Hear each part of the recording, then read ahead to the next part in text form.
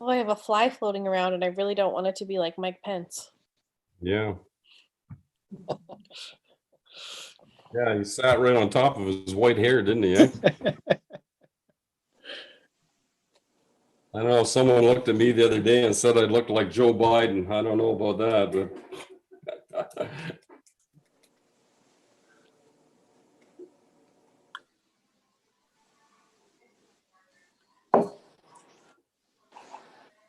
okay. Is that a nod, Jill? Okay, thank you very much. Council, welcome to the meeting of October 14th. It's good to see everyone. I hope everyone had a great Thanksgiving. We'll call the meeting to order at 7 p.m. Today's meeting is being held as a virtual meeting due to the declared emergency in order to keep everyone safe. We are taking this measure to help stop the spread of COVID-19. Although this is a virtual meeting, we will attempt to record, stream live, and publish in accordance with Council's electronic recording meeting policy. Due to the pandemic and the requirements for social distancing to keep you safe, we are not able to allow the public to attend this meeting. Normally, by attending an open public meeting of the municipality of Southwest Middlesex, you are consenting to your image, voice, and/or comments being recorded and published. Today's meeting may be streamed live as well as recorded and published on the Southwest Middlesex YouTube channel. Council, are there any disclosure of pecuniary interest or the general nature thereof?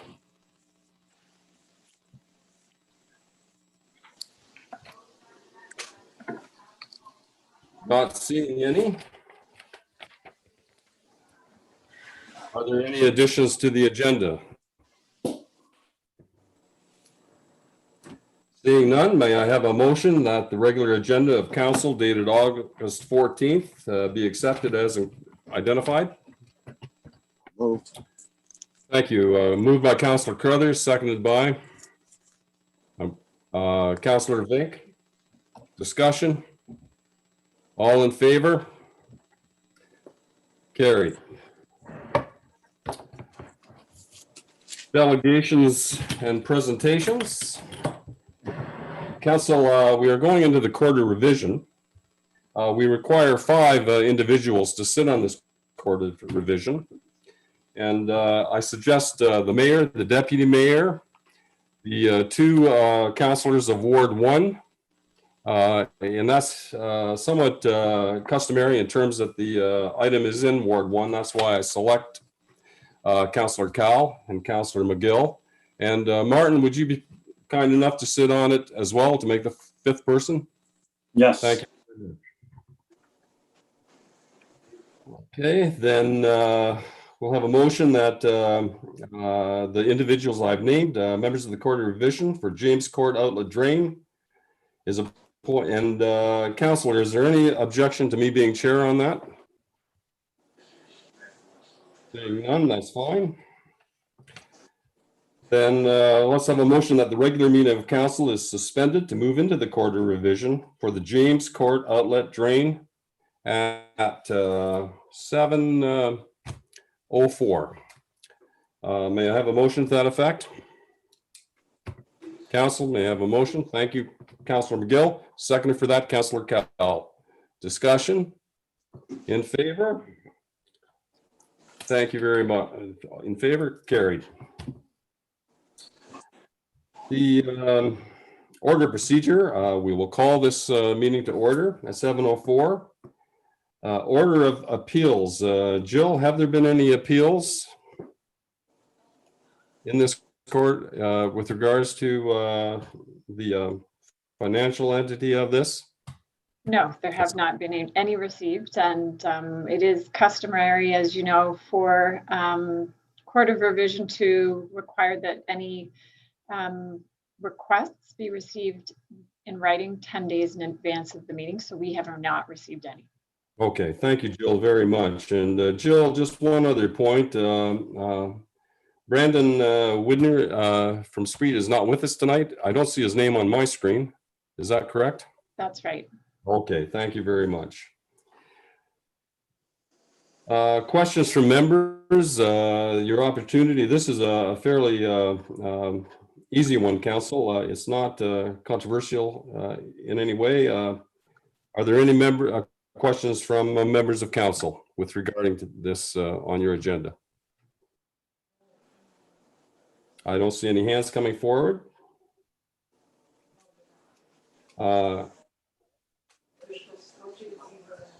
Council, we can formulate a decision that the assessment is levied by Spreet and Associated dated March 16th, 2020, and adopted by provincial bylaw 2020/075 to pay for drainage works known as the James Court Outlet Drain be confirmed. Can I have a mover and a seconder for that? So moved. Thank you very much, Deputy Mayor Wilkins. A seconder for that, Council? Councillor Crothers, discussion? Well, Councillor Crothers can't be part of this. Oh, that's right. He's not on the committee. That's right. Yep. We're not into open session yet. So Councillor McGill, thank you. Is the seconder? All in favor? Carried. Thank you, Court of Revision. We will move back to Council will resume at the record can show at 7:08.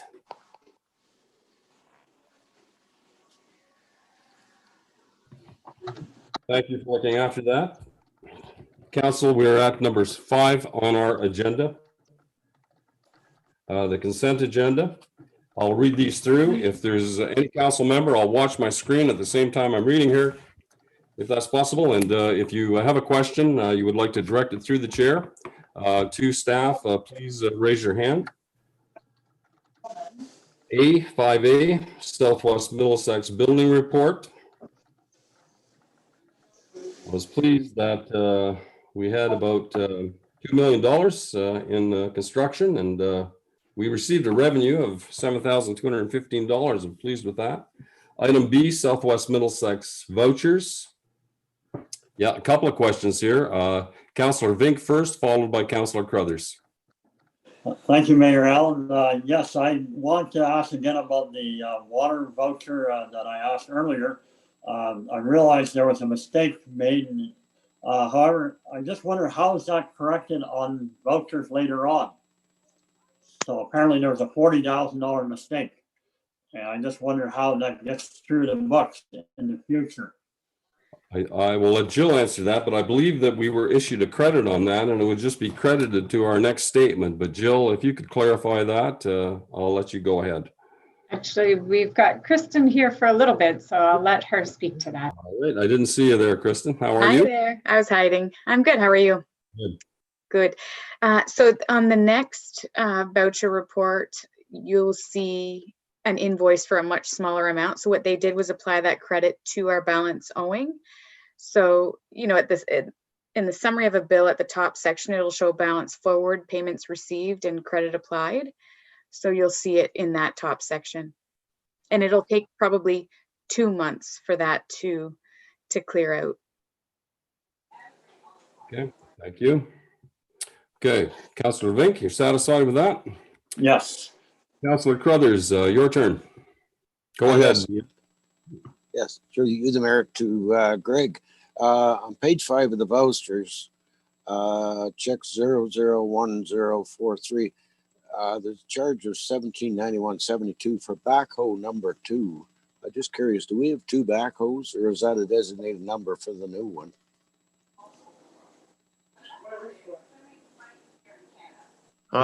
Yeah, through you, Mary Ellen. I don't know. I'd have to follow that up, Councillor Crothers, just to see what that's about. And I can certainly send an email out and get back to you on that.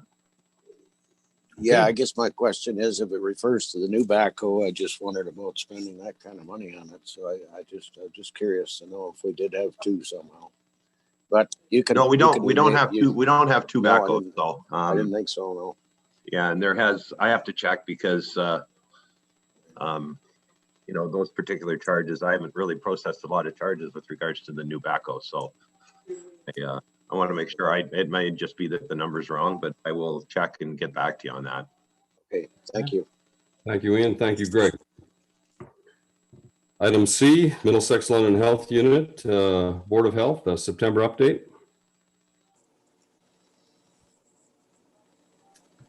And D, Minister Stephen Clark, the rent stabilization from the Residential Tenancy Act. Item E, staffing levels and firefighter safety from regarding the Office of the Fire Marshal, Interpretation of Fire Protection and Prevention Act. Township of North Glengarry, resolution, safe restart program, the appropriate use of COVID-19 money for capital expenditures. Enbridge Gas, Ontario Energy Board notice, the London Pipeline project, going through a significant amount of feet going through Southwest Middlesex.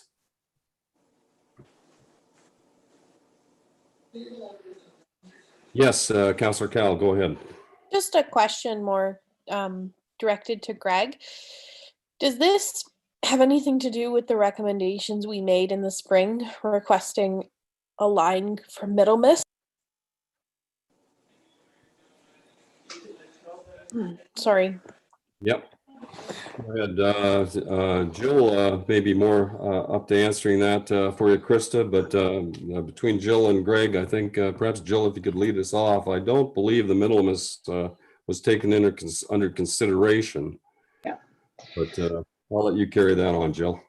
No, you're quite correct, Mayor Mayhew. If you'll remember in the report to council, there are two different projects that were kind of happening. One was a request to see where communities would like to see potential future lines. And so it was a request that the supplier could put forward to the OEB, and they were willing to put forward anything that council desired. But there's also a replacement line that's going in, and that's part of the work actually that Greg was just talking about with respect to the road and the upgrades to the road. So they will be having a lot of traffic on our road. And one of the conditions that we established with them through consultation processes was that they would have to build a road. If they were going to be bringing all sorts of heavy equipment down there to do the work they have to do to replace that line. Yeah. And Greg, do you have anything else?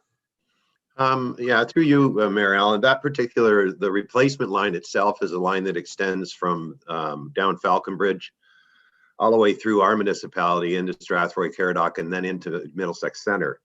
And what's occurring on Falconbridge is the installation of a new line on the right of way of the road, which is a 4-inch line, and the decommissioning of two previous older lines. One was in the right of way, and the other was a line that was located in all private property on the run of Falconbridge. So this is an upgrade to the system. There's no doubt about that, and will lead to spin-offs in the future as far as some of the lines that go off this main line. So you will in the next 2.5 to 3 years here see a fair bit of activity on Falconbridge for this to happen. So I have spent a lot of time with Enbridge on this project, and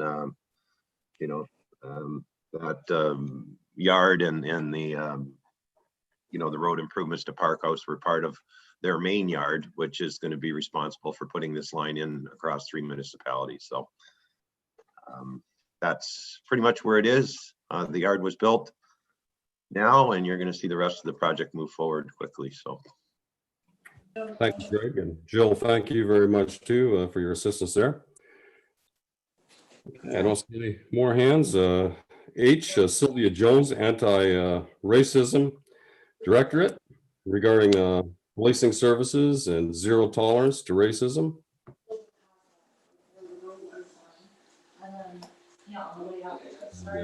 St. Clair Region Conservation Authority. It's always a colorful read, lots of great photographs and pictures. I always enjoy looking at it. Town of Amherstburg resolution, consideration to amend Bill 108, Ontario Heritage Act. It's regarding website compliance and that.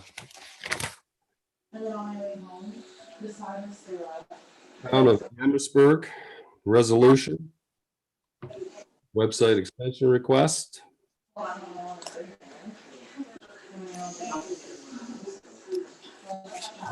Municipal Affairs and Housing, an amendment regarding COVID-19 Recovery Act, or this is regarding redevelopment charges.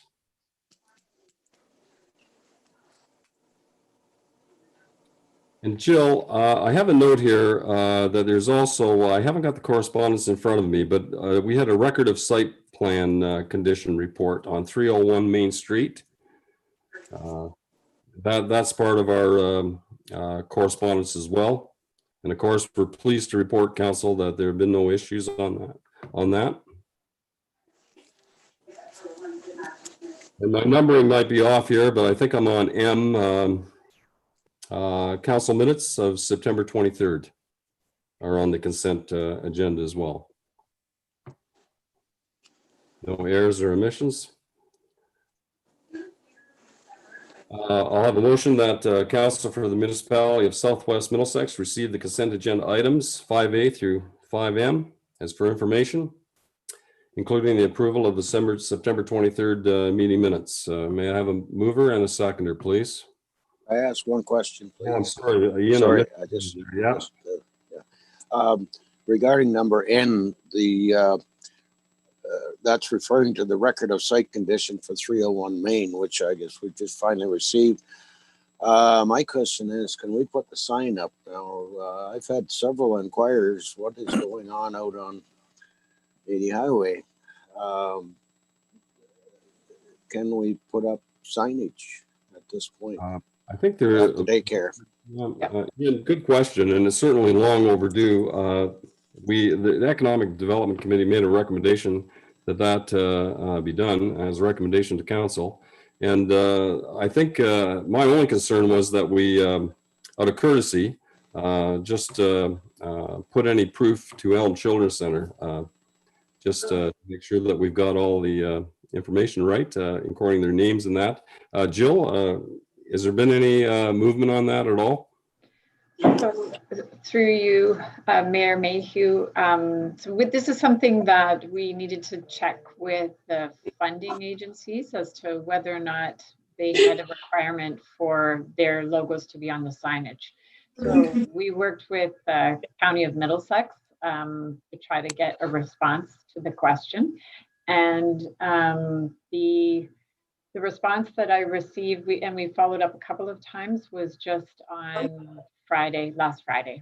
So we've got a proof of a sign ready to go, and I know Sheila had drafted something right away after that economic development meeting. But this is for the temporary sign that's Yep. the recommendation, is the temporary signage. That's correct. So we just had to wait to see whether or not the funding agencies had any kind of requirements from us. We just got that response on Friday. So we'll look to getting some kind of temporary signage about what's coming on the site in the very near future. Thank you, Jill. And, I'm sure that those who bequeath that money to us will want their name on the sign. So it's prudent that we wait and make sure we do it right. So Councillor Crothers is forthcoming with the details that we're awaiting. Any more questions on correspondence? May I have a motion or a seconder to adopt the consent agenda? A mover and a seconder. Councillor Crothers moved it. Councillor Bartlett seconded the motion. Any questions, council? All in favor? Carried, thank you. Item 6, council, on your agenda, Committee of Adjustment. There are none. Item number 7, council, public meetings. There are none. Item 8 on the agenda, 8A, the fire report. There are none. And item B, under administration, we have the site plan agreement for agritourism, Gyra Hills, the Charlton family. Jill, I'll hand this over to you and you can introduce it to council. It's a welcoming item on our agenda, and thank you. If you'd walk us into this, Jill. Happy to do that. So council had a sneak peek at this a couple of months ago, and as that was recommendation is the same as it was a couple of months ago, but we got wind that the applicants were considering doing something a little bit different, just maybe considering changing their business model. So we worked with them to go through some potential options on how they might do that, met with them a couple of times, and they've decided to just move forward as is. Potential changes could happen in the future, but their preference at the moment is to continue as we are with the current site plan arrangement. So the recommendation is the council approve the bylaw authorizing the agreement for site plan. Thank you, Jill, very much. Council, any questions? Yes, go ahead, Councillor Vink. Mute, Martin. Yep. You're on mute, Mark. You got to mute, Martin. There, we got you now. Yep, sorry, Mary Ellen. No problem. Yes, in the future, if they want to have a new business model, do they have to reapply for another site plan or another rezoning? What's the situation with that? They would, Martin, and there would also be public consultation as well. And I'm going to let Jill finish that off. And thank you for your question. Jill, you can perhaps cover me on that. Hope I'm right. Through you, your worship, if the applicants wanted to do something different, then they can apply to amend their site plan. If they want to do something different just on a temporary basis, they could apply for a temporary zoning bylaw. Okay. And Councillor Crothers, I see your hand. Go ahead, Ian. Through you, the mayor, to Jill.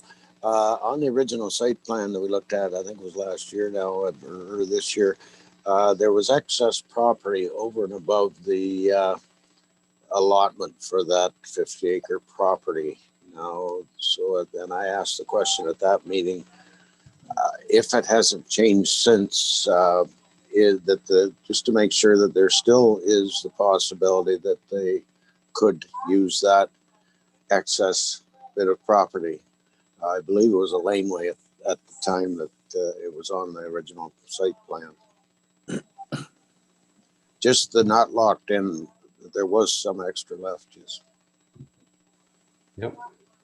So through the mayor, so the site plan, because this is an agritourism business, there is an expectation through both ministry guidance and the planning framework that the agritourism business, which is secondary to the agricultural production on that particular property, is contained within just a certain part of the property, and it can't exceed a certain percentage.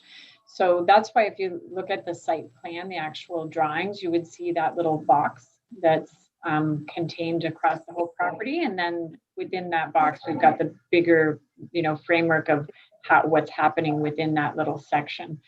So if they were going to do something that's outside of what's in there, they would need to come back to council for that. But for this application, in terms of site plan, which does mirror what they presented in terms of the zoning application that they went through with council, then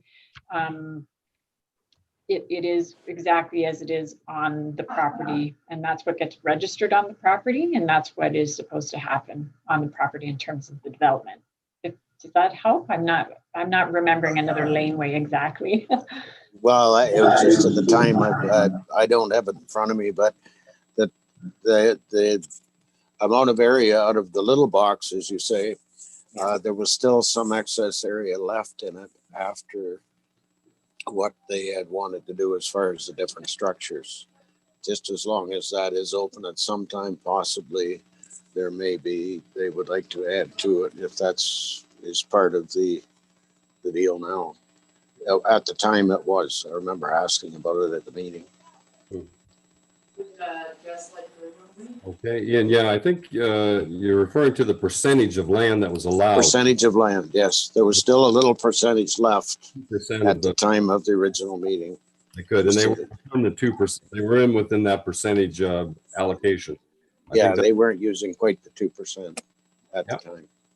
Okay. Yep. Okay, council, then I'll ask for a mover and seconder that this request for site plan agreement with John Mark Charlton and Cheryl Nicole Charlton for lands located at 3355 Lobelia Drive, that the mayor and the CAO be authorized to execute the site plan agreement. So if I could just jump in to make sure everyone is crystal clear on this, so that what the agreement will be exactly as what is on the proposal in terms of the site plan.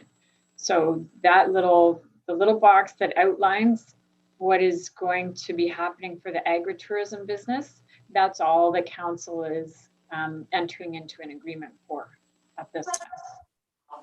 Okay.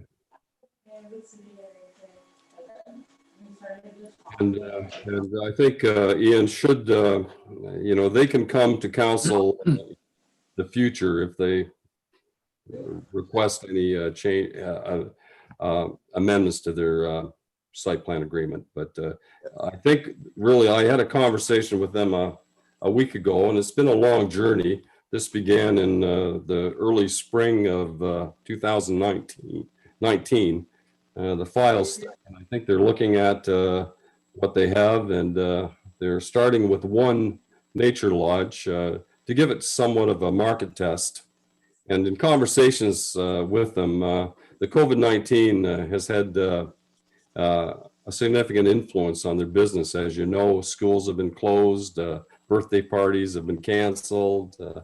So they appreciate staff's accommodation in allowing them to phase these nature lodges over a specified period of time instead of all at once. It's easier in the pocketbook, and it allows them to test the waters of the market.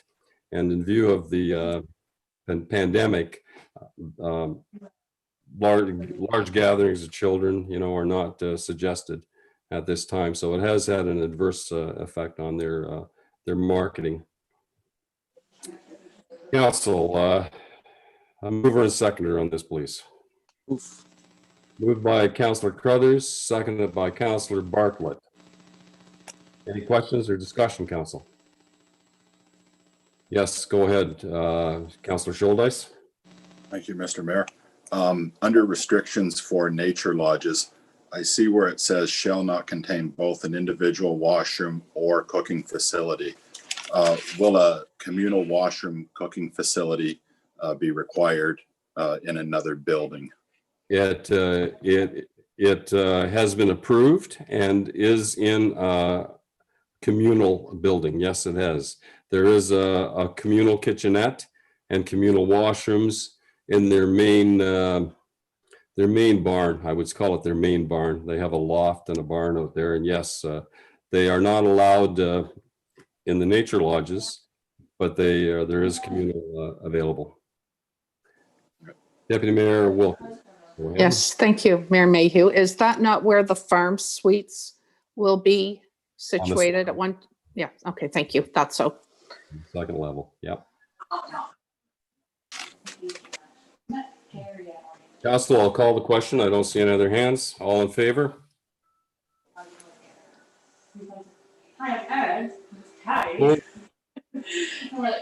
Carried unanimously. Thank you very much, Council. Now, the subject we've all been waiting for, chickens. Jill, there's been significant work in the staff report here. Would you like to walk us through it at this time? I would love to. So council asked for a report on residential or backyard chickens. throughout the community. And so what we've done is just drafted a preliminary report because I think this is a topic that requires consultation if council's going to proceed down this road. So we've given council 3 options to consider. This is a topic that at the time I said, I think it tends to be kind of controversial. So backyard chickens is something that some people really want to see and enjoy having that opportunity. And there's others that really do not want that. So it's one of those topics where council will get a diversity of opinions from the public on it.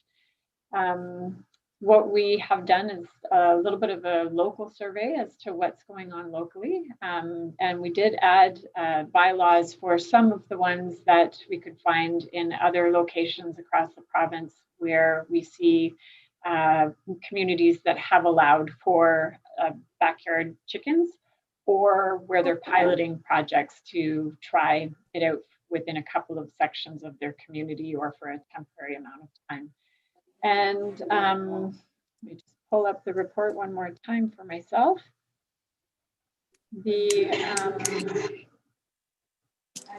There is a lot of information that we shared from government agencies, so the OMAFRA information, as well as information from the CDC, the Center for Disease Control.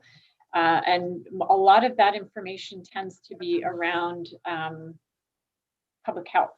And because what happens with backyard chickens, it's not always people who are used to agricultural practices, and these type of situations, if you're not experienced with it, you really do need some additional information to help you get started. And the Public Health Ontario, the CDC, and the OMAFRA brochure all speak to some of the considerations that any person who's considering having backyard chickens, if it's allowed in their community, should be aware of.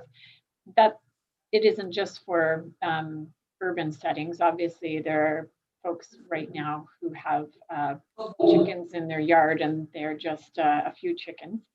That information is for them as well. But if this is a brand new topic to somebody and they want to try it out, there is a lot of good information that is available to them.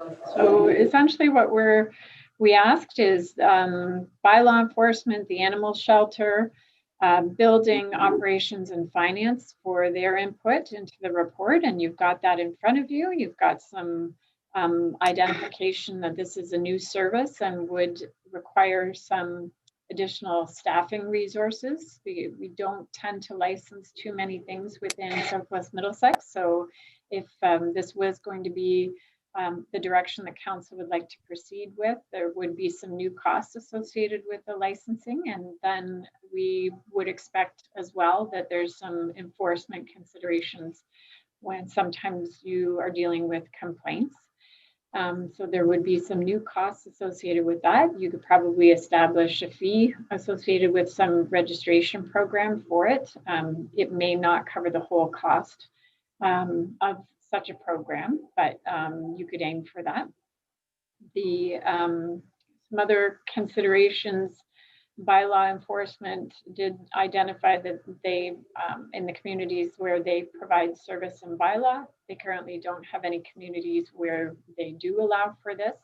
And in fact, one of the communities that I think that bylaw enforcement services, they unsolicited provided us with some of the challenges they're having, and hence the brochure that came through from West Elgin about why it's not allowed in that community.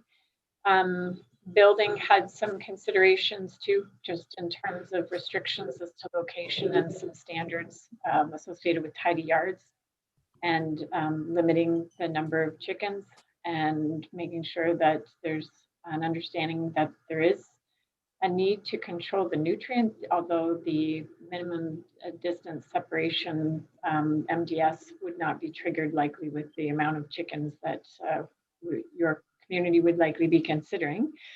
Planning also identified MDS as a conversation, and that if this is the direction council wishes to go, that they could consider amending the zoning bylaw, and then also incorporate it into an animal control bylaw.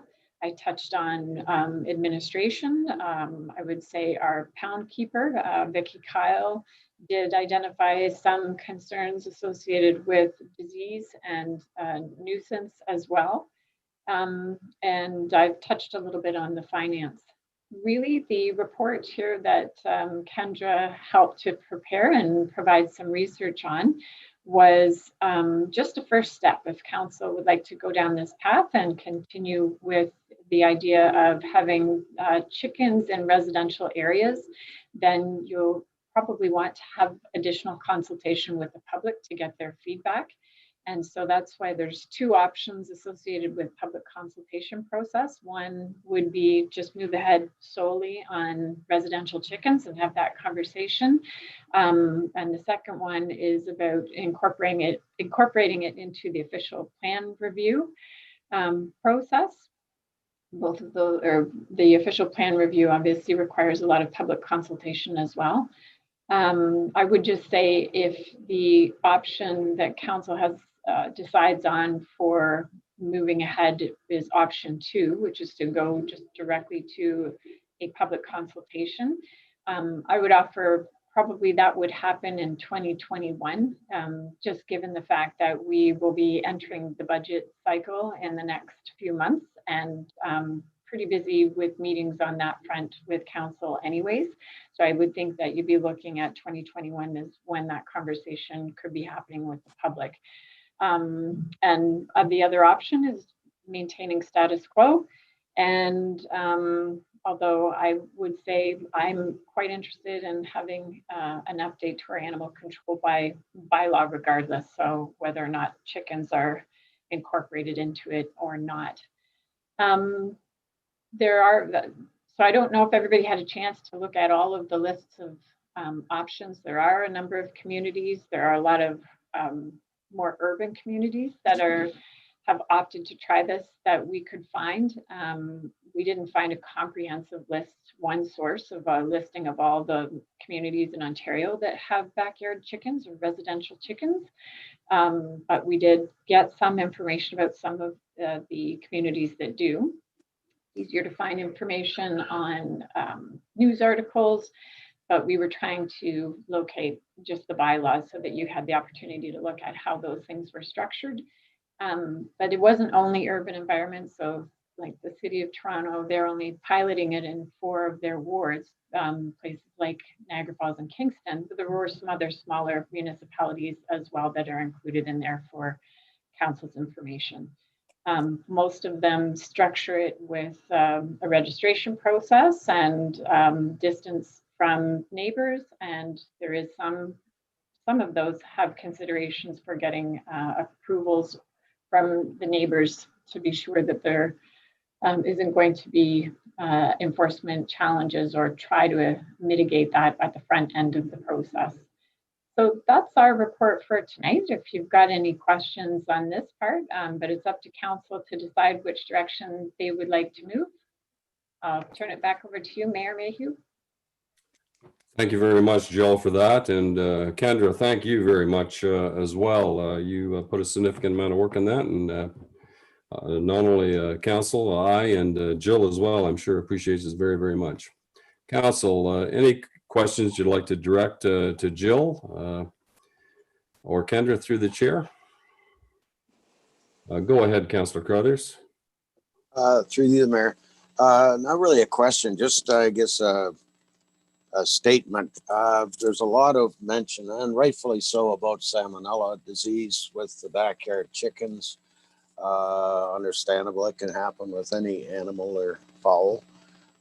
Just for context only, here is a site I ran off, and this is, I don't know if you can see it, 10 deadly diseases you can get from cats. I also have another one here that is titled 12 diseases humans can get for dogs. So I guess I'm not saying everybody's quit using cats and dogs. I have not worried about this at all personally, but it's just that I think the context is it doesn't matter what you have. There's always a chance if you don't act responsibly, wash, keep clean and that it doesn't matter what kind of an animal or fowl you've got, you can stand a chance of having a problem. But I don't think that should really be something that would totally stop this, just the salmonella or whatever aspect. Thanks. Thank you, Councillor Crothers. Council, any more discussion on this? Councillor Cowell, go ahead. I'm actually part of a few online backyard chicken groups. I do have chickens, but the difference is I have an agricultural property. And I found a lot of the different communities and presented them to staff to be able to take a look at which communities in Ontario have bylaws. And one of the best bylaws I found that I thought was very much the idea that if we wanted to have backyard chickens, we wanted to do it properly.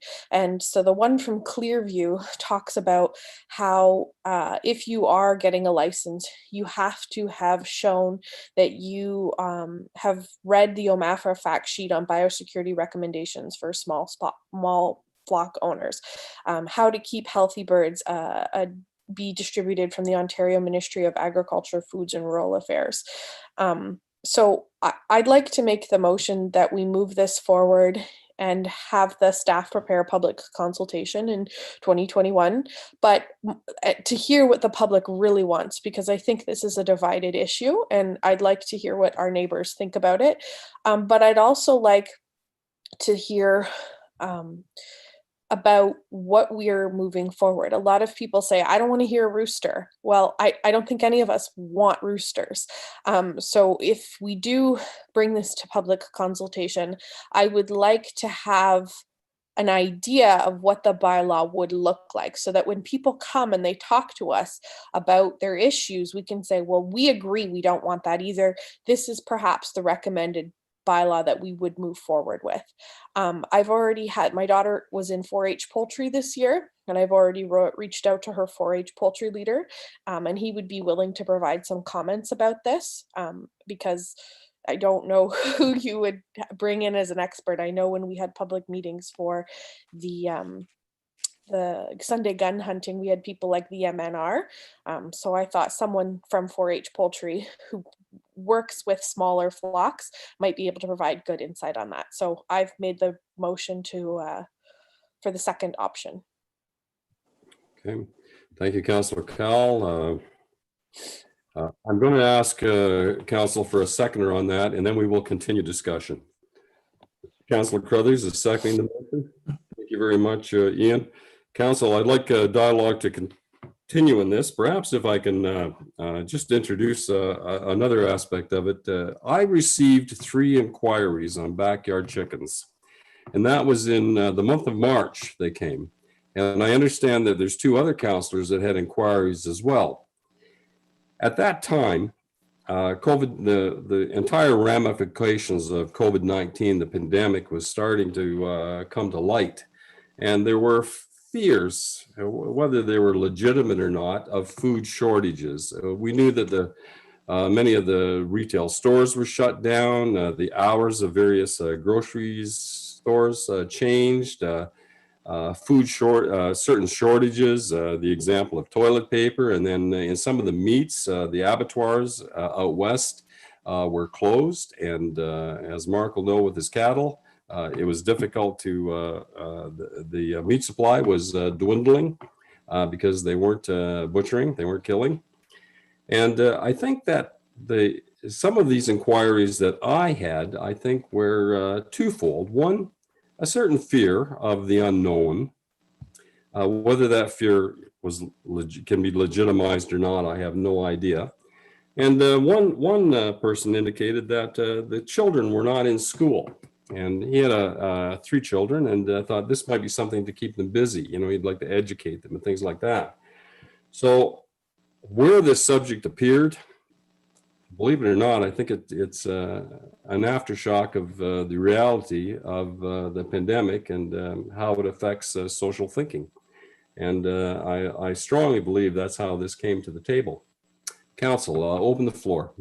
Any questions regarding the subject or to Krista and Councillor Crothers' motion? Yes, go ahead, Councillor McGill. Yeah, I thought it was a very good report, very thorough, but I'm kind of leaning towards option one myself, partly because I feel that for every person that wants backyard chickens, there's probably a whole lot more that don't want to see chickens in their neighbor's backyard, don't want to smell them, or have any of the rats or diseases that might be associated with them.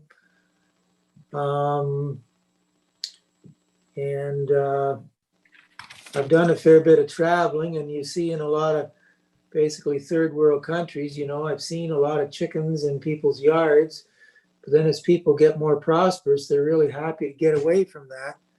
But then it seems like as society gets even more prosperous, some people kind of come full circle and they're wanting to get back closer to nature or whatever. And that's where we get these people that are wanting residential chickens, whereas it's something you probably would have seen in yards all over Ontario maybe 100 years ago, but then people got away from that, and now a few people are wanting to get back to it. Most people probably are not. Thank you, Councillor McGill. Yeah. And I'm going to ask Councillor Scholdice has the floor, and Ian, you follow Councillor Crothers. You'll follow Councillor Scholdice. Go ahead. Thank you. Thank you, Mayor Mayhew. I live out in the country like Councillor Cowell, and I have a handful of chickens myself. But through you, Mr. Mayor, I'm wondering if I could ask Councillor Bartlett if he could provide some insight into what it's like to have raised chickens in a town setting. Yeah. Okay, certainly. If Councillor Bartlett wishes to speak to that, he certainly may. First of all, it wasn't me, it was my mother-in-law. And when they first started raising chickens, they were basically out in the country. Okay, the whole town kind of built up around them. We did have some complaints from a neighbor. And as you know, as the chickens died, we just kind of left the situation the way it was. So the comments I've had from other taxpayers, they're not in favor of it. But I don't think it would hurt to get the opinions of the general public. Okay. Okay, thank you, Councillor Bartlett. Councillor Scholdice, you satisfied with that? No, that's good. Thank you. Thank you very much. Thank you. Yeah, and again, we're making pretty good time, Council. Any further questions? Councillor Crothers, go ahead, and Councillor Vink, I just saw your hand, Martin, so you follow Councillor Crothers. Yeah, just a comment. A couple of years ago, a lady approached me, and she's from it's some country in Europe, I forget where, and it's where, as Mark said, it was common for everybody had some chickens and ducks or whatever they had. But she just wanted just very, very few, of course, and her concern was to have organic. That was a lot of the reason why she would like to raise her own. And I said, well, maybe someday it'll come up or bring it up. So here we are. But that was just a comment. That was one aspect of why somebody might want want the chickens. Thanks. Thank you, Councillor Crothers. Councillor Vink, go ahead. Thank you, Mayor Allen. As far as rural residential, I believe that you have to have at least 1 acre for rural residential. So I certainly would be in favor of rural residential being allowed to have backyard chickens. Okay, yeah. Okay, thank you, Martin. And Deputy Mayor Wilkins, go ahead. Thank you, Mayor Mayhew. I may as well throw my 2 cents in here too. Yeah, I do agree with Councillor Vink. I think that the rural residential ratepayers, if they choose to have a chicken or two, I have no problem with that. The comment I want to make is I think this is going to take a lot of time. I really do. And I think that it's going to take more time to debate and to discuss and get opinion on than we really want to spend on it tonight. I think it is going to be a divided issue. And I would support Councillor Cowell's motion, and let's see what the public has to say on it. I understand why they're doing it, and I think Councillor McGill said 100 years. Well, I can go back probably 50 years when I was a little girl, that a lot of people had chickens in the towns and villages. I didn't, my family didn't, but we had neighbors that did. But I will remind council that lot sizes were certainly a lot bigger back then too. And now we're talking about a lot smaller lots. I think some have frontage of 35, 40 feet maybe. So there's a lot of things to consider in this, but I would certainly hate to deny rural residential ratepayers that have an acre of land or more the opportunity to do that if they so choose to. Anyway, that's just my 2 cents. Okay, thank you very much.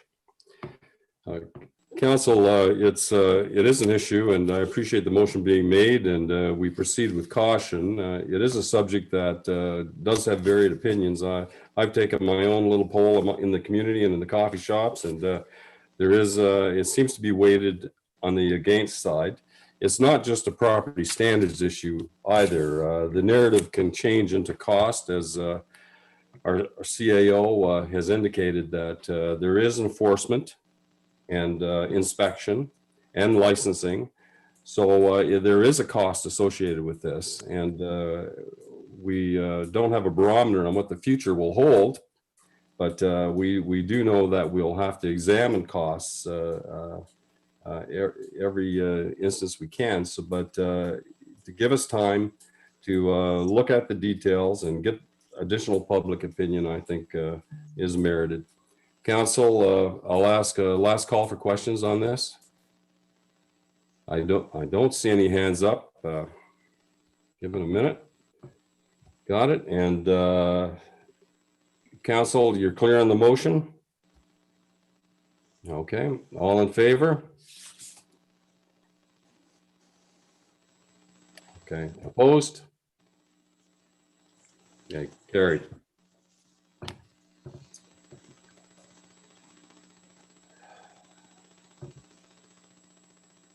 Council, we find ourselves on subsection 3, economic development, third quarterly achievement report. And we have got Sheila with us tonight. Sheila, welcome to the meeting. It's always good to see you. And Sheila, if you could take us by the hand and indicate to us a little bit of the background in this, and we appreciate the reports that you have submitted, and we look forward to discussing them with you.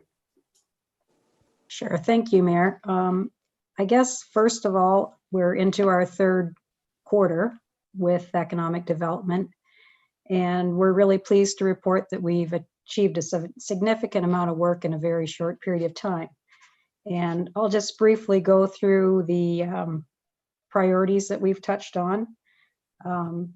Council has committed, first of all, for the first priority, Council has committed economic development funds and staff to the economic development efforts. And our second priority is working towards a package of information to provide to prospective industry to market the certified site. And our third priority, we have been dealing with several inquiries on the site. We haven't had any success at present, but we do have some work to do yet on the building of the information. I think that will be really helpful, and that's our next step. We've actually begun that at this time. We are also working on collaborative things with the Middlesex County Economic Development Committee, and they have offered some funding for marketing on the site. And what we've talked about at present, as you see from the report, is going ahead with some new videos for the site and some signage materials at the site. And that's grantable at 50% of a 50% after marketing from MED JCT. And that's the government program for the certified site. The fourth priority, we have been successful in adopting a communications plan. There is plenty of work still to go with that throughout the plan, but we've got the basics for it. We have a plan. Our fifth priority we're working on is time permits, and that is a tourism attractions list and working on a program with that, something that will end up on our website at some, hopefully really soon. And just beyond those top 5 priorities, we continue to work on theme 1 was improving the first impression of Southwest Middlesex. So we continue to enforce property standards across the municipality. We're looking at new streetlights for the main downtown core in Glencoe, and discussions are underway with Thames Talbot Land Trust for promotion and education of the Arboreta. Theme 2, we've established a quarterly report, this one, and we're on track to keep everyone updated on our efforts. We're also working on other things with the Economic Development Committee at this time. Theme 3, we're moving quickly towards the investment readiness coaching, and we've got the staffing and financial resources in place. And this is providing a supportive environment for existing business and new investment. And we are in regular contact with the County of Middlesex, and we're working collaboratively with them. And that's working out very well. They've been very helpful to us as we proceed along this path. We have also, in support of our local businesses, progressed towards developing a community improvement plan. And we've had initial meetings with Stantec at this time. And we feel very confident that they will provide a really good product for us. The fourth theme, undertaking sustainable community growth through residential attractions. As you've heard earlier tonight, discussions are beginning for the official plan review. And so that will get the ball rolling for housing development and residential attraction. And we've had, you've recently received the subdivision plans for Glencoe. So we've had quite a few productive months. It's been fast paced and moving along, and I'm happy to answer any questions. Good. Thank you very much, Sheila. We appreciate that. Council, opportunity for questions. Councillor Vink, go ahead. Thank you, Mayor Allen. To Sheila, I was wondering, we had an inquiry, I know the mayor and I had an inquiry about the website, that they weren't too happy with the website. How is that coming along, our new website? Through you, Mayor Allen, we have got we just received today, actually, the visual for the new website. We have training starting in 2 weeks for that, actually 10 days, I should say. And we expect to have it launched probably, I'm thinking January of 2021. If things go well, it could be earlier than that, but it is looking very good. And we're looking forward to a new look and a new feel to everything. Much more updated, much more functional. Yeah, good. Thank you, Sheila. Again, Martin, does that satisfy you? I'm sure it will. Yeah. Okay, thank you. Yeah. I see 2 hands. Councillor Scholdice first, followed by Deputy Mayor Wilkins. Thank you, Mr. Mayor. I see where it says a combined maximum cost of $4,000 before marketing support is applied. And I just wonder if we could get some clarification on exactly what that is. On the signage, through you, Mayor? Before the marketing support, which is to be applied. Okay. What that is whatever we spend on marketing for the certified site is grantable by the Ministry of Economic Development, Job Creation, Trades. They will provide 50% of any marketing costs that we have. And then after that 50%, the county will provide 50% of the remaining costs. So hours. Yep. That's great. That's what I thought it was. I just wanted to make sure. Thanks. And would it be okay if I clarified on the signage? Sure. It's Yes, Sheila, For you. go ahead. okay. I've allowed for about 4 signs in that information that we have, and the reason for that is the lands that face onto Dundonald Road may be advantageous to put them as like a snowplow kind of look rather than flat against the main road, so that you can see it approaching from both sides.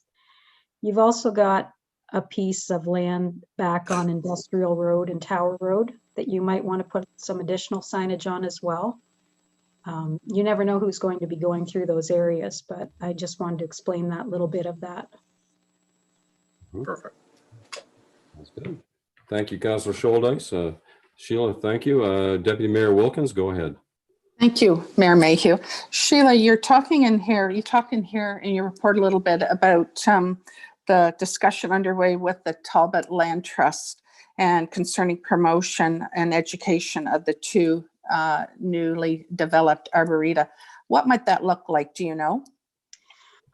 What we're really through you, Mayor, what we're really talking about is some educational materials and possibly some educational signage that they like, education materials more than anything. And it's in very early stages right now, but they have expertise on all of those trees that we do have, and they already have a lot of that information available. So we're hoping that we can glean that information from them and use it to make our sites much better. Thank you. Thank you, Deputy Mayor, and thank you again, Sheila. Councillor Crothers, I see your hand. Go ahead, Ian.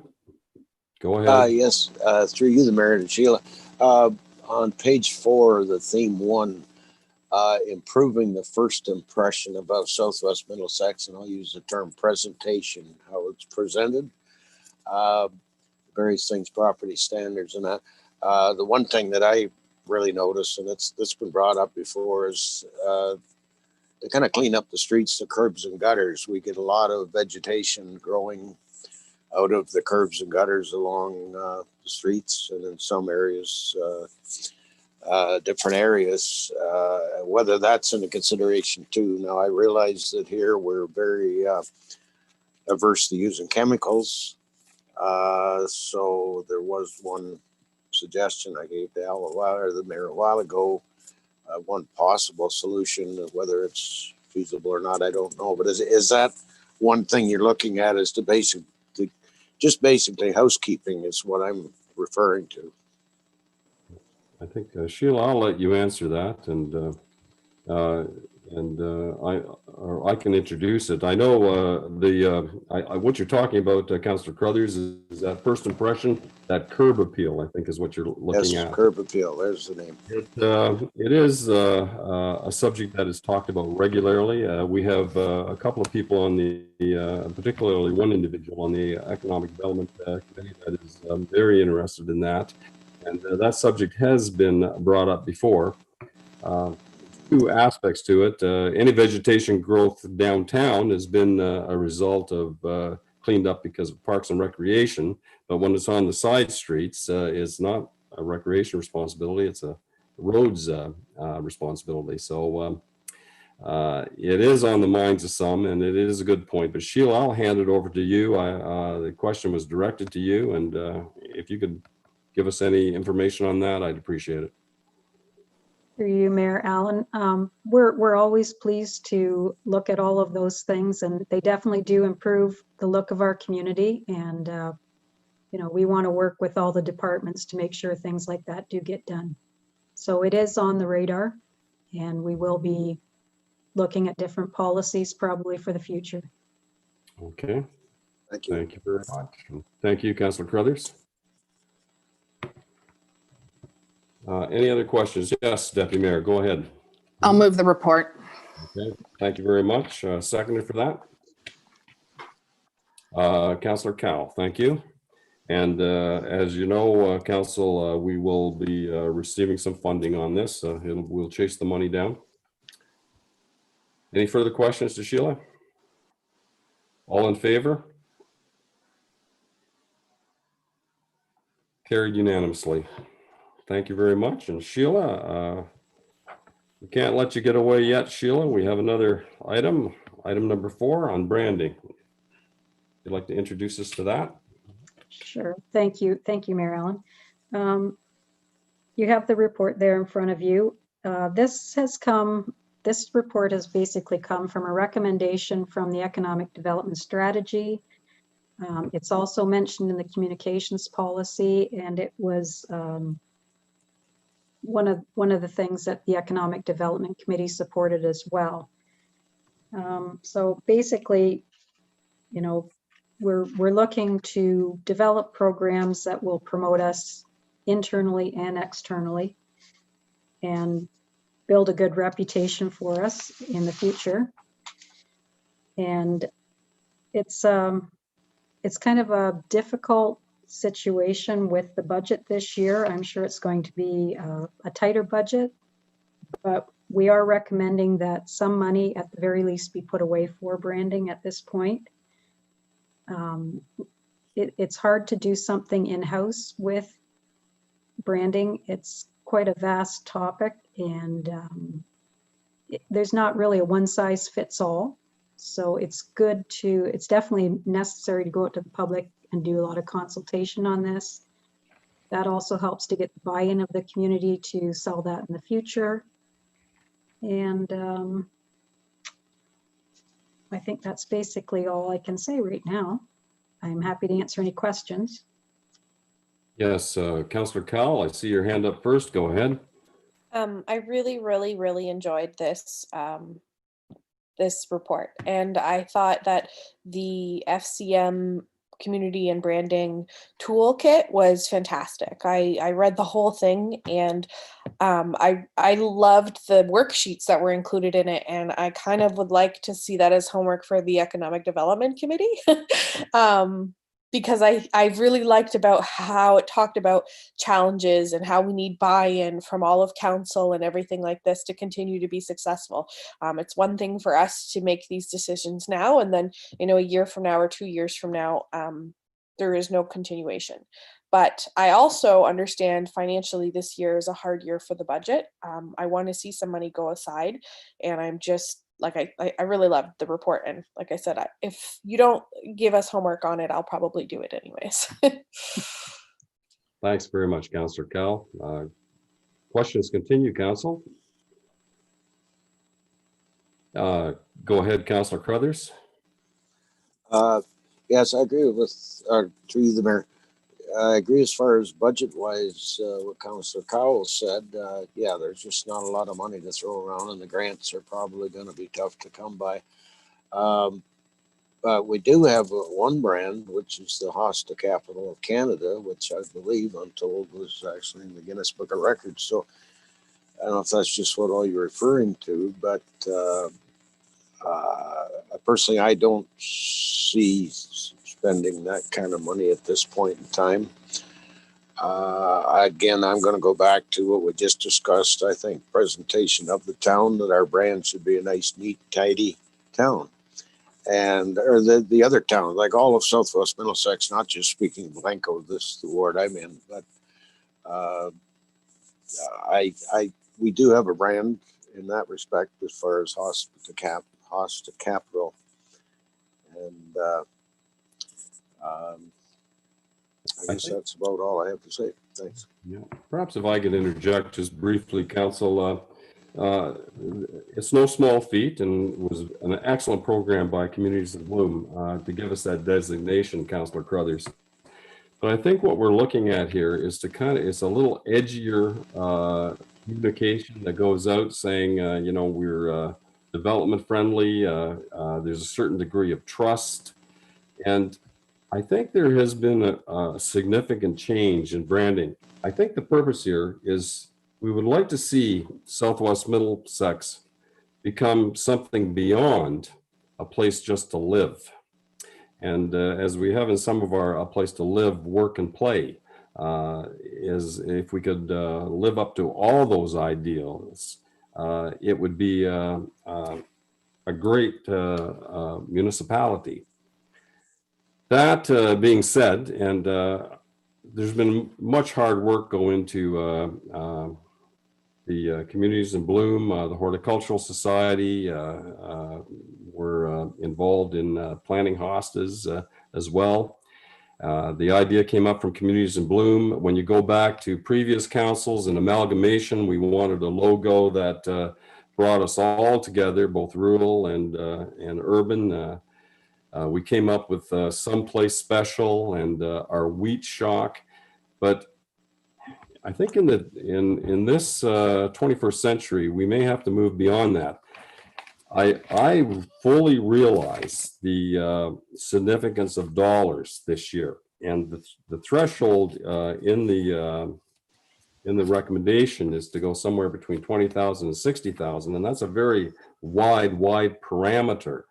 And I want this to be more than just an academic exercise. It's probably no surprise to council that Jill and I go over these agendas prior to the meeting. And Jill and I were speaking about this subject early this morning, that I have some aversion to academic exercises. I want something more than that. I like to see things done and I can touch.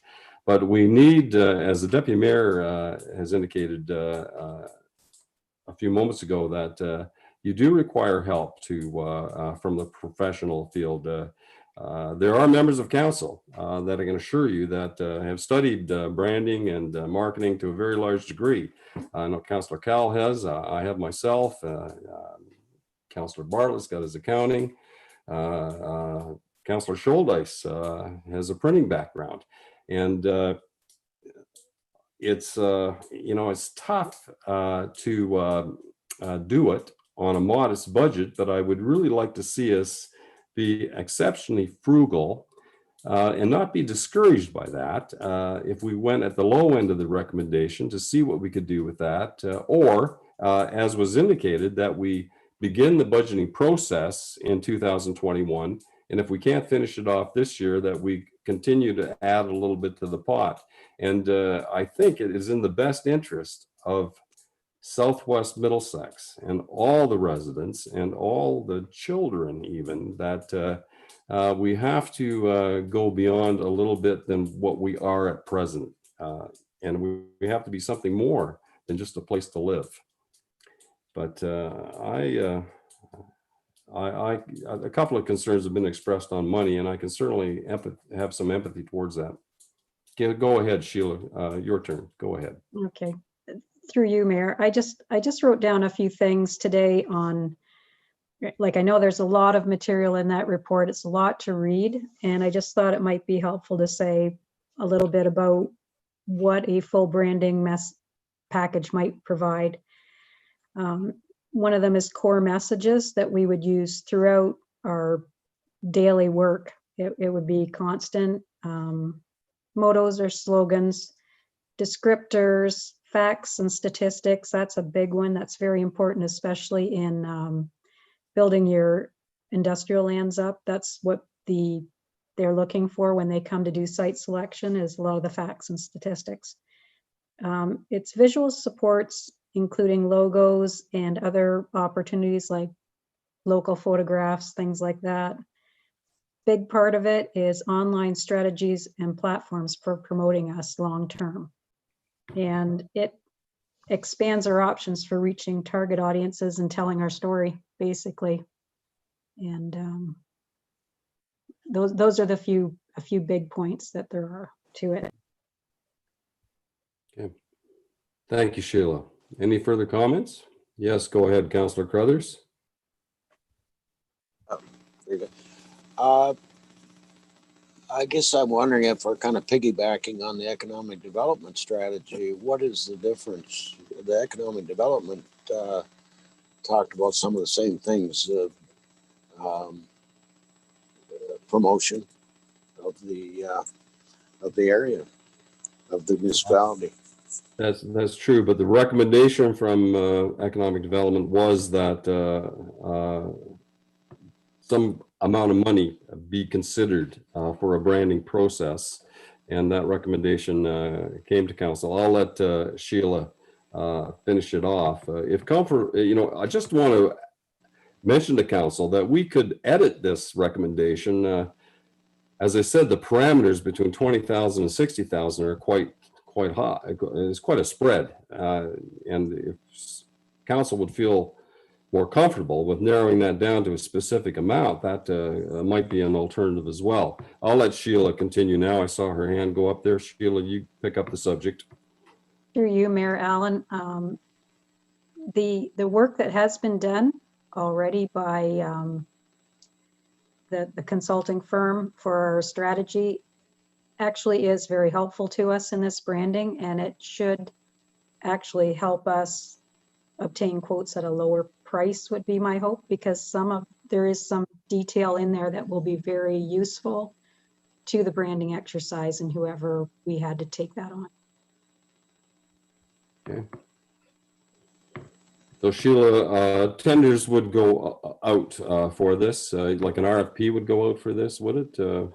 Should, yes. Okay, so it's a request for a proposal. We're not obligated to take any, and we could see how the land lies.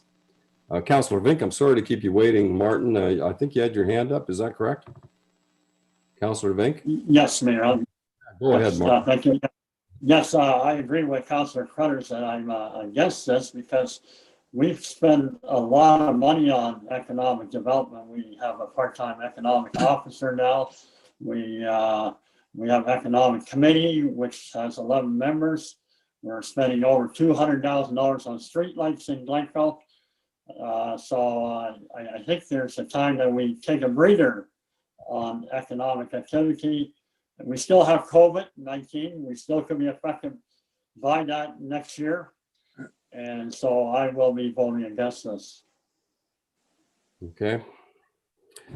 Councillor Bartlett, I see your hand up. Yeah, through you, Mayor. I think we should look at this as an investment, not as an expense.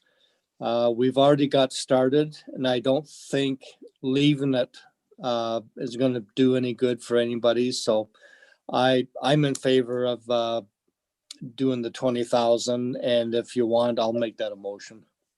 Okay, thank you very much. And we're not really committing ourselves to a specific, that could be a parameter in the motion. And exactly, yes, but, yeah, for sure. Pricing comes through. And Deputy Mayor, I saw your hand up. Are you seconding that motion? No, I had something I wanted to say. Yeah.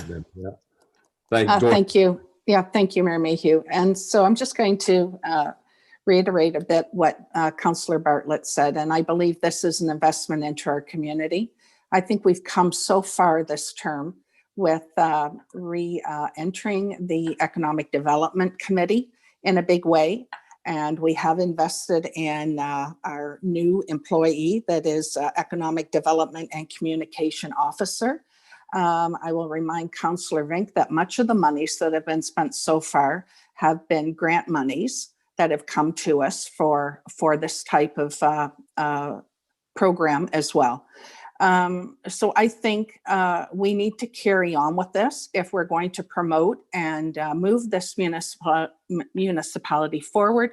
We need to stop. We don't need to, we need to keep pushing. I mean, not stop now. Now's not the time to stop. I realize we're in the middle of a pandemic, but we need to push forward with this. If we don't, we're just going to fall behind again. So Councillor Bartlett, you said you were making the motion for $20,000. I'm asking for a friendly amendment for 30. And I'll second it, if so. Yeah. If that could be go ahead, Councillor Bartlett. Yes, I'll go with that amendment. Okay. Could we have the word maximum put in there instead of $30,000 to a maximum? I would feel good about that. Yes. All right. I'll be fine with that and second it. Thank you very much. Thank you, Councillor Bartlett. Thank you. Deputy Mayor, and thank you. Council, there are some questions. Councillor Cal, I see your hand up. Go ahead, Krista. Jill looks like she has something procedural to say. And then I would like to make a comment. Yeah. All right, Jill, I'm sorry I Can't see me, that's okay. rocked out there for a while. I Yeah, love I was. No, I just thank you, Councillor Cowell. What I would like to offer is really the only recommendation here is that it be included in the 2021 budget deliberation so that an amount be identified, and the adjustments could still be made at that time. This is really identifying the opportunity for a placeholder and giving you a lot of details so you have that before you go into the budget, but that it's not a final set amount until budget's approved. So you certainly could still change your mind as you go through the budget deliberation. Okay. And Councillor Cal, go ahead. Thank you, Jill. My comment was like whether it was 20 or 30, we've talked about maybe not spending all of the money this year, or maybe not all of the money coming from this year. So we do have a lot of projects on the table still with the website and other activities we've been able to do. So maybe it's something we discuss at budget time, maybe it's something we discuss now. In the past, we've put a portion of the funds aside and then put the remainder in for the next year. So for example, we did that with the pickup truck and some of the other things. So if it was something council had an appetite for, we could set aside a certain amount now and set aside the next amount for within the 2022 budget, and it could be a project for 2022. I just, obviously staff would have an input on that by being time sensitive, but with COVID, we can say, okay, we're going to be financially responsible and put a portion this year, and then be able to put the rest of it next year, hopefully when we've seen a little bit of recovery. Thank you very much, Councillor Cal. Councillor McGill, go ahead. Yeah, I think I could, thank you, Mayor Mayhew. I think I could support including this for discussion in the budget up to $30,000. And I suppose the reason for there being a minimum of 20,000 suggested here was maybe because if it was less than 20,000, then it would just become an academic exercise. It really wouldn't be enough money to actually do something that would have some results.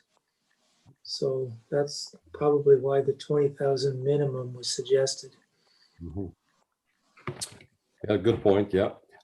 Thank you, Councillor McGill. I want to thank Councillor Bartlett and the Deputy Mayor for the motion. I just in closing, this is a very interesting exercise, branding. It's really a self-examination of ourselves, and I think that is extremely helpful. We look at maybe what's wrong with this and take it from there. And true branding encompasses a lot of things. Branding is also trust. Trust in council, trust in administration and staff. Branding even reflects on the way you answer a telephone. It can even get into those areas of presentation. So it will be a very interesting exercise, and I'm sure there'll be lots of opportunity for everyone on council and our committees to put forth their ideas, and it could be a really interesting process. And we will, pending the passing of this motion, if it passes, proceed with caution on the financial front. Last call for questions. All in favor? 1, 2, 3, 4. Just keep your hands on the eye here, Jill. 1, 2, 3, 4, 5. All opposed? Motion is carried. Thank you very much, Council. If I could, Mayor Mayhew, just before Sheila goes. Go ahead, Jill. Yes, by all means. I just wanted through you to thank Sheila. This has been a lot of work she's taken on and really managed to hit a lot of marks that we had established in a business plan that didn't envision a pandemic. So she's only been going in this position since mid-year, and I want to say congratulations to her for pulling us through to so many big steps along the way. So thank you. Yes, thank you, Jill, very much. And Sheila, go ahead. I'm sure you want a response to that.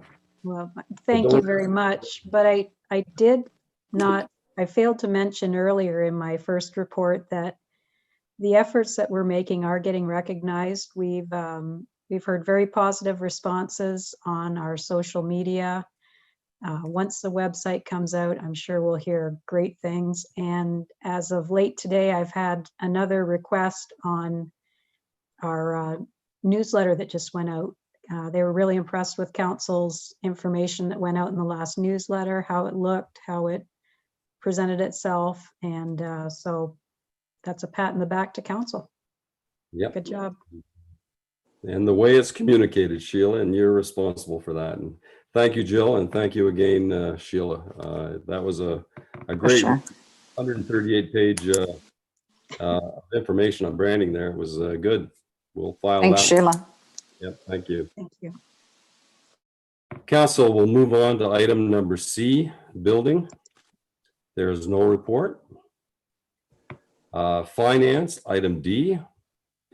Group insurance for facility users. There's a recommendation before you, and I think between Kristen and Jill, they'll walk us through this. Ladies, I'll let you take the floor. Sure. So this is Kristen's report, but I think council and the emergency control group have been apprised that this was a direction that we were looking to go, just to make sure that there was coverage for facility use as we're moving forward in slightly different times, and wanting to make sure everybody's got coverage and providing an avenue for some pretty easy ways for renters to get coverage if they don't have it themselves. Kristen, sorry, if you're on screen. I'll let you carry on. Oh, no, you covered it well. This is attached in the report. You'll see the program that's offered through our current insurer. It's a very similar insurance that as many of our surrounding municipalities do carry as well. So it offers us protection, and it also offers the facility renters protection in the case of a claim too. They wouldn't be held personally liable, or as personally liable, I guess. So the fees are prescribed, so we can't change them at all.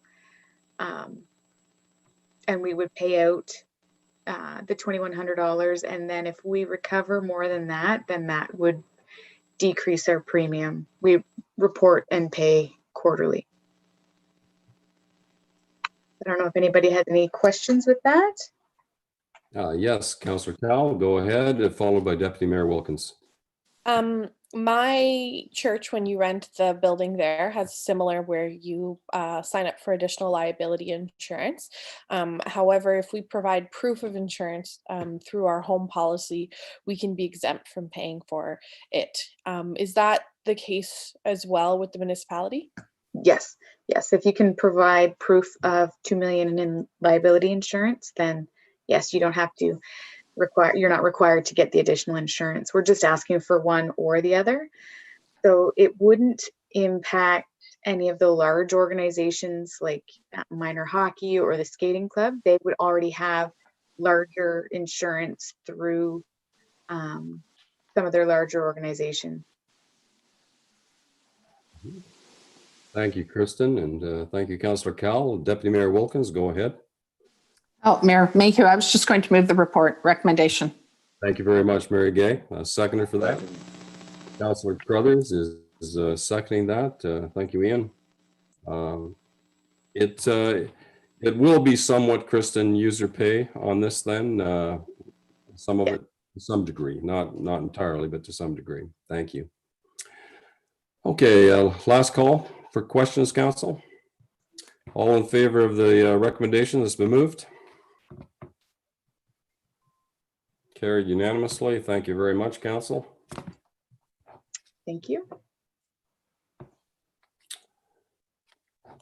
We are down to subsection E, operations. We're on the McFarland Drain. Request by Towers. Andrew, could you walk us through this, please? If he's available. Yes, Mr. Mayor, through you. We had received a request to replace a bridge on the McFarland Drain on Concession 4, Lot 19, owned by Mr. Stanley Towers. The background to this, it was brought to our attention that the bridge needed to be replaced and moved and increased in width. And it was explained to Mr. Towers the only possibility of receiving cost sharing and a grant to this bridge was to do it under a new engineer's report, as this bridge was constructed outside of the Drainage Act, meaning that it had not been recognized by any previous engineer's report on the drain. And with regards to the financial implications, there's no implications to the municipality. It would be a matter of carrying the cost until the cost is assessed out. It's unlikely the road authority would be assessed towards this bridge, given the placement on the drain. And you will see on the map the general layout of the existing bridge to be removed, and where, generally speaking, Mr. Towers would like it to be replaced and increased in size. So it is my recommendation that the request be received, and that that I would contact St. Clair Conservation Authority and other authorities to ensure legal compliance. Under normal circumstances, I would ask for a scoping meeting as well. However, given the scope of the project is quite small, I think that we can opt for contacting landowners upstream, which I already have, to inform them that we had received a request, and I have been able to talk to 2 of the 3 landowners already. So it's at this time I would recommend that council accept this request. Thank you very much, Mr. Neely. Council, questions to Andrew? Yes, go ahead, Councillor Cowell, and followed by Councillor McGill. I've had a neighbor reach out, and they were inquiring at what point they get to say whether or not they support this. And so I'm just asking twofold. What type, because this is a bridge that for the most part only Mr. Towers benefits from, how does that get broken out into for costs that might be assessed to neighboring properties? And at what point do the neighbors get to participate in the discussion? Yes, thank you, through you, Mr. Mayor. After the engineer has been appointed, which they have not yet been, we have an on-site meeting, and we discuss with people upstream from the bridge. Everyone upstream, meaning presumably the people that you spoke to, would have a chance to discuss that. And also at the Court of Revision, they do have the opportunity to appeal their assessment towards this bridge. And with regards to why they would be, excuse me, why they would be assessed towards this bridge, it is because this is on a municipal drain, under the rationale that the water damage done to this bridge over time, the normal decay of the bridge is a result in part to the water from upstream landowners, and it is their responsibility to contribute towards the normal decay of the drain, so the maintenance and anything that is a part of the drain. Thank you. Thank you, Andrew. That's great. Councillor McGill, go ahead. Thank you, Mayor Mayhew. Through the mayor, could I ask you, Andrew, what is the current standard now for the length of a bridge or culvert like that? How long will it be? And also, it's a pretty small project. Approximately what might you expect the engineer's fee to be for helping us out with this project? Thank you for the question, through you, Mr. Mayor. With regards to the cost of the engineering, I would not speculate I'm not familiar with Spreet's cost enough to give a ballpark number at this point. And with regards to a standard top width, provincially, it is my understanding that 20 feet or 6.1 meters is the standard top width. Of that amount, usually there is cost sharing for that part. Anything over and above, it is certainly possible, but typically it is the abutting landowner. So in this case, Mr. Towers would pay for anything above 20 feet top width. Okay. Thank you, Andrew. Mark, that satisfies you? Yep, at this time, good. Thank you very much. Council, last call for questions. Yep. Councillor Vink, go ahead. Mayor Allen to Andrew. Thank you, Mayor Allen.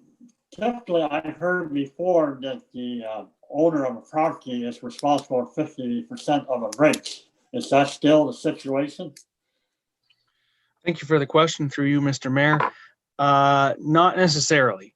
It would be up to the engineer on how that assessment is broken down. However, like I said before, the people, anyone on the drain does have the opportunity to appeal their assessment if they're not satisfied with that. Okay. Good. Okay. Would someone move the recommendation? Go ahead. Thank you, Deputy Mayor. Is there a seconder for that? Councillor Scholdice. Thank you, Mike. No further discussion. Oh, Krista Cal, do you have a question? Councillor Cal? Yes, through the mayor to Mr. Neely. Are you in the dark there? Sorry, I have all the lights on in the room. Through the mayor to Mr. Neely, what are some of the other options that the farmer has if it isn't done through this process? Could they repair the bridge themselves? Is that even allowed because of the fact that it is a municipal drain? Through you, Mr. Mayor, thank you for the question. I would advise not to do that. For one, the risk that could be involved with the liability with regards to construction, and also the liability the property owner would take on themselves for upstream landowners, any flooding that could result from that work. And also the municipality standpoint, we would take on an uncomfortable amount of liability if that was the case.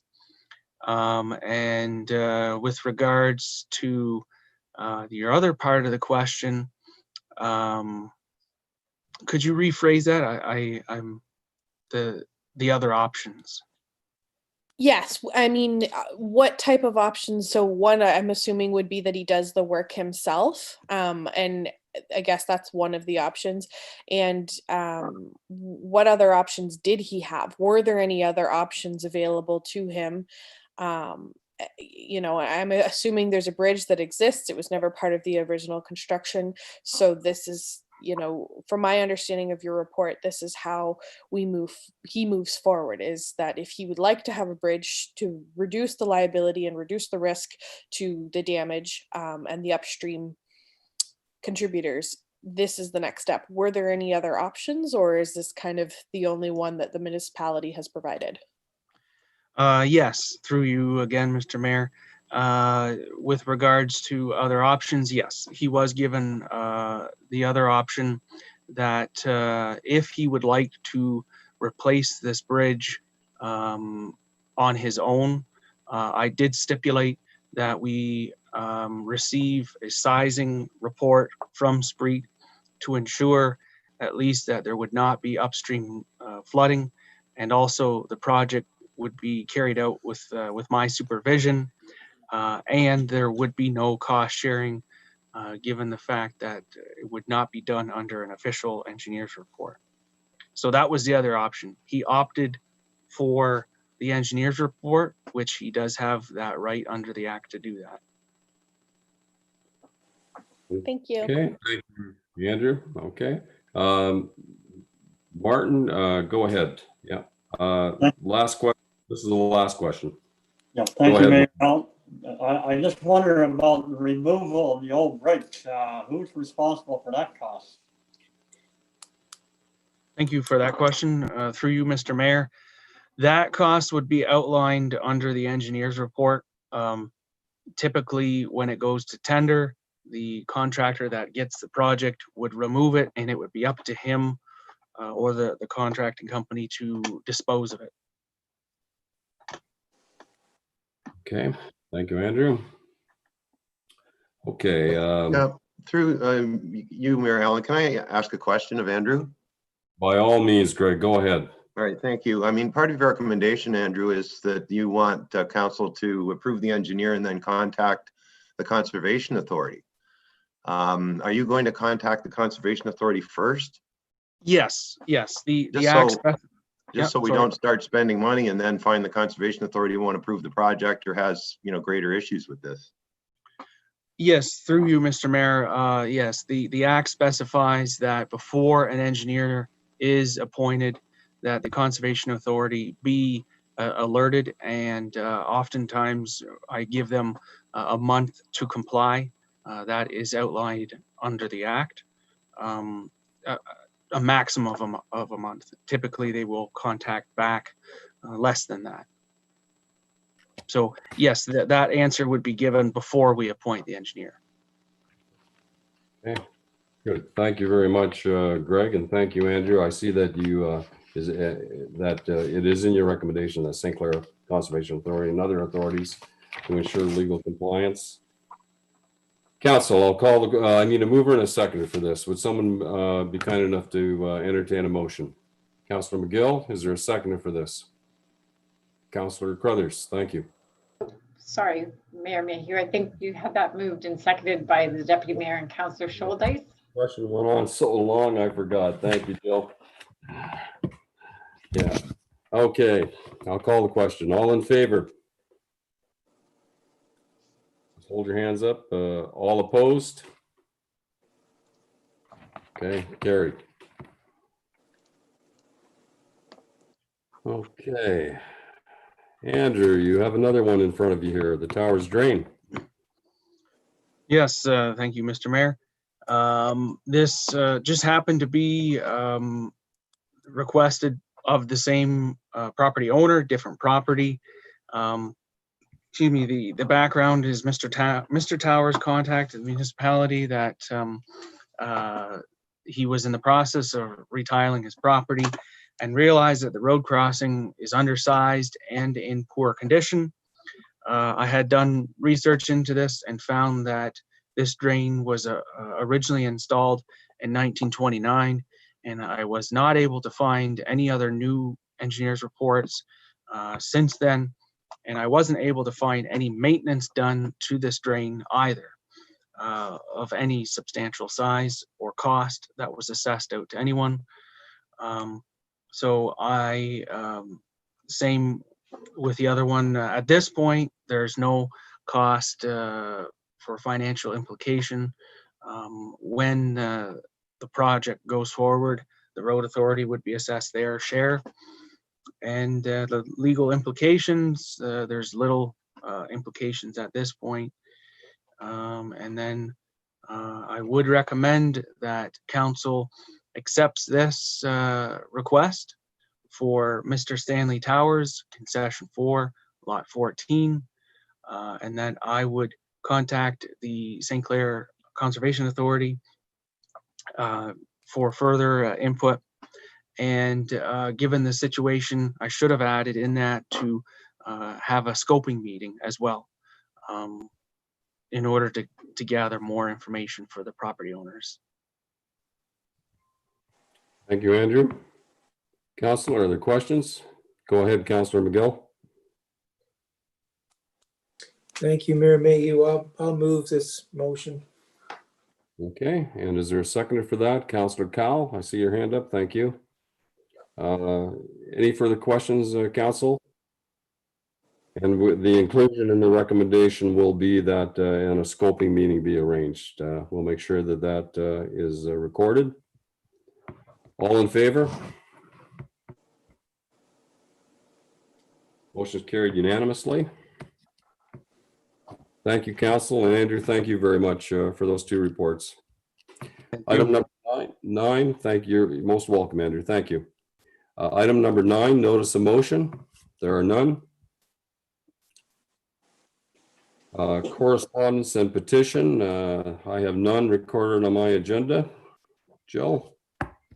And item number 11, unfinished business. I have none recorded here, Jill.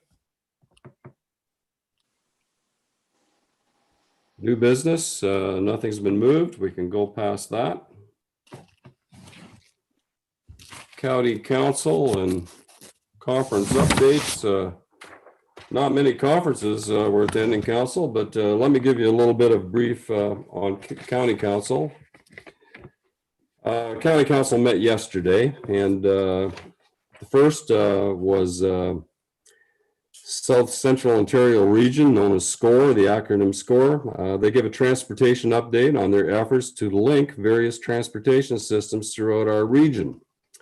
When I heard this report, it came to my observation that 4 counties transportation services bus was not on their report, and I advised them during the message by email why this wasn't included, and it was an oversight. And the presenter asked me to immediately give her contacts so she could reach out to the service we have in Southwest Middlesex.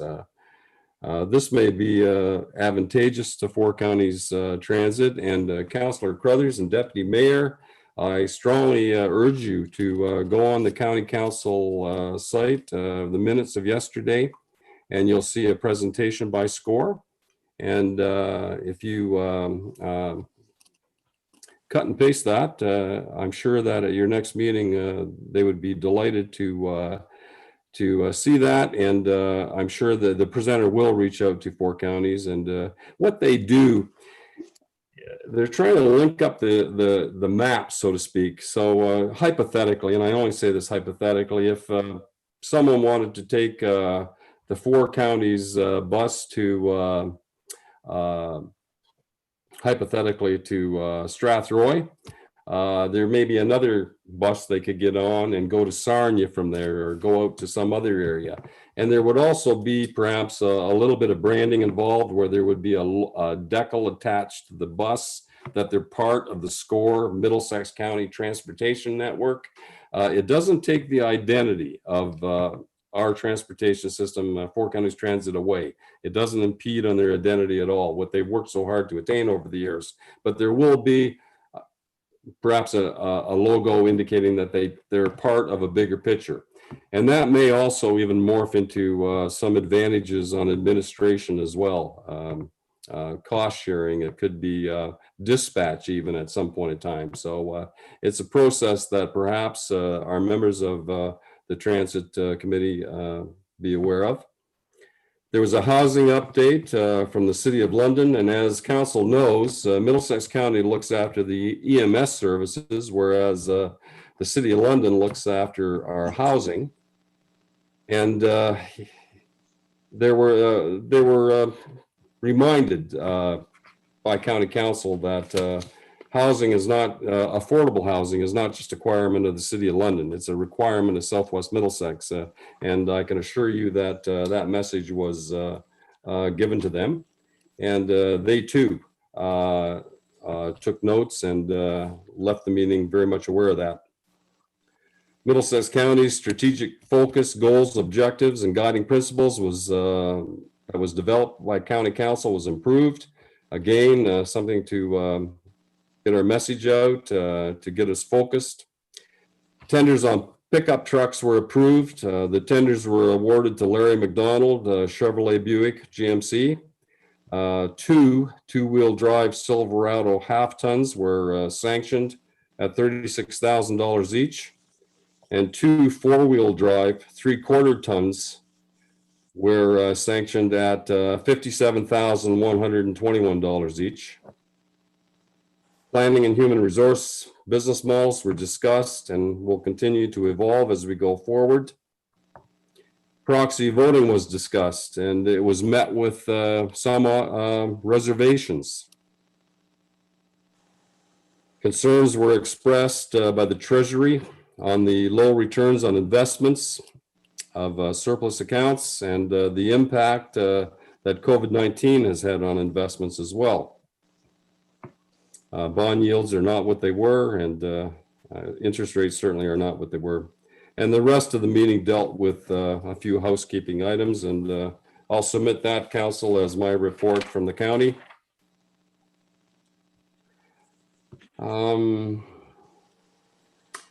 Announcements would be number 13. Ian, did you have something from CCC? Yes, go ahead. Yes, through you, the Mayor. The CCC, that's the Celebrate Community Committee, met on Monday night at 6:30. The subject was Halloween. Unfortunately, due to COVID, the previously planned Halloween of the station was unable to go that way. So they have some different ideas. And now information is going to be coming out. It's still a work in progress, but there will be some stuff coming up before long for people to actually join in these activities. The one proposed activity is a do-it-yourself virtual costume parade. Now this will involve pictures being posted and judged online. There will be cash prizes on various different contests. And again, the information is really just in process of being worked out. There'll also be a pumpkin carving or decorating, whichever. Apparently some people paint the pumpkins instead of carving them, so whichever way you like. For kids up to including grade 8. And then there's a teen division and an adult division. So there will actually be cash prizes for that. And also Halloween themed home decorating contest, open to all residents of Southwest Middlesex. And in driving around the municipality, you can see there's some people are doing some pretty nice decorating already. So there should be a good competition there. Photos will be submitted with a name and address. Again, the information is coming out. Now, at this point, I can't really tell you exactly the process is going to be, but it will be posted shortly, and hopefully have a good turnout for it. Thank you. Thank you very much, Councillor Carruthers. It's always good to hear what CCC are doing. And CCC Council, I remind you, are an organization that's made up of all the organizations in the municipality. There's representatives from various organizations, and so it's well represented. A small group of people that speak on behalf of the whole municipality. And Ian, thank you for those remarks. So it's always nice to hear what they're doing. Any other announcements? Yes, go ahead, Councillor Cal. I just wanted to make an announcement that Councillor Mark McGill and I are going to be putting on a town hall meeting next Wednesday night at 7 p.m. Where maybe no one will participate, maybe some people will participate, just as an opportunity to get to hear from some of our ratepayers that because of COVID, we otherwise can't hear from. Obviously, it's not ideal because there are some people who aren't on technology. But this is our best effort at getting out to some of the people in Ward 1. Okay, thanks very much. A great idea. Okay. Yes, Councillor Vink, I see your hand up there, Martin. Go ahead. Thank you, Mayor Allen. We had another Brook Elviston Fire Board meeting today in light of the fact that Inwood station is being closed. So the formula is going to be changed. They are going to use a weighted assessment. And I anticipate that our cost will be down next year for the fire service in our area. Good. Thank you, Martin. So that's always good news to hear. And thank you for your representation. You do a good job. Thank you. Any other announcements, Council? Council, on a sadder note, I'd just like to announce with sympathy the death of Barb Raycraft. As you know, the wife and partner of Doug Raycraft. It's with great sadness that we heard that she has gone on before us, and we certainly give Doug and his family our deepest condolences, and we want all of Southwest Middlesex to convey those same thoughts to him, and we know they will. And we certainly don't want Doug and his family to think that we have forgot him and the contributions that he and his family and his brother have made to this municipality. So our thoughts are with the Raycraft family at this time. Okay, continuing on, Council, closed session, nothing is anticipated. Bylaws, we have two. We have the bylaw authorizing the mayor and the clerk to enter into a site plan with John Mark Charlton and Cheryl Nicole Charlton regarding the Gyra Hills, located at Lobelia Drive, 333-3355. And we have a confirming bylaw. Would someone entertain first, second, and third reading? I'll move. Councillor Bartlett, and seconded by Councillor Crothers. All in favor? Carried. Item number 17, Council on the agenda. The future meetings are there. I just want to make mention that on that list of meetings, there are budget meetings there, and we certainly hope to have all members of council present at that budget meeting, so that as was previously stated, there will be some tough number crunching this year, and it would be Mayor, great. All hands. sorry. Yep. Mayor Mayhew. Sorry, I didn't mean to cut you off. Go ahead. I'll just ask a question at the end. And I certainly hope that all council members are going to be there, as was indicated previously in the meeting. There will be some tough number crunching, and I'm sure that Kristen will appreciate our presence and information on that meeting as well. And Kristen, thank you. We know you have an onerous journey to take over the next few weeks, and we know you're up to it. Thank you.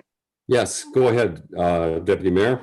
Thank you, Mayor Mayhew. So my question through you is to Kristen. Kristen, will council be receiving hard copies of the budget beforehand?